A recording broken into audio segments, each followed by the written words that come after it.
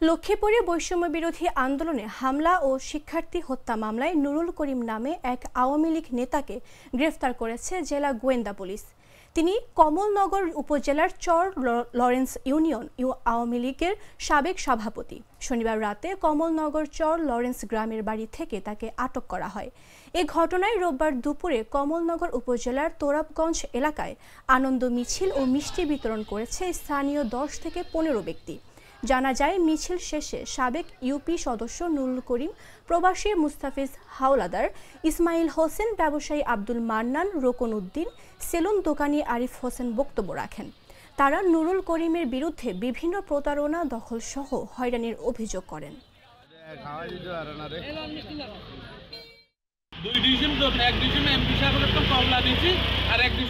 সরকারি লিজ আর আবেদন আছে, এর থেকে রাতের অন্ধকারে এইটা জেনারেটর চালাইয়া 2 দিনে বসে ওই ওসি সাহেবের ডাইরেক্ট বসাই টাকার বান্ডুল দিয়া ঘরটা দখল করে লেগেছে।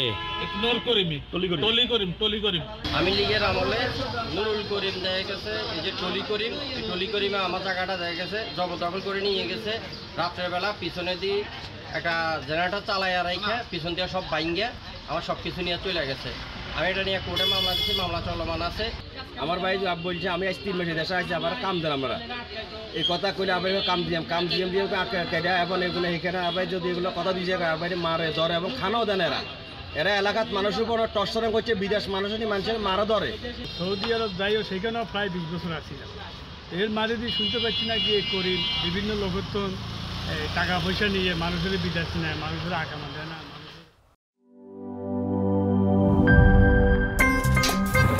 আমার একটা স্মার্ট সিদ্ধান্তে 25% গ্যাসের খরচ কমেছে। ভাবছেন কিভাবে? সাধারণ গ্যাস স্টোভ বদলে আমি এনেছি আরএফএল গ্যাস স্টোভ। এর সাইন্টিফিক নজল ও ব্রাস বার্নার ক্যাপ সমানভাবে তাপ ছড়িয়ে রান্না করে দ্রুত, তাই গ্যাসও বাঁচায় 25%, টাকাও বাঁচে 25%। আরএফএল গ্যাস স্টোভ নিরাপদ ও গ্যাস সাশ্রয়ী।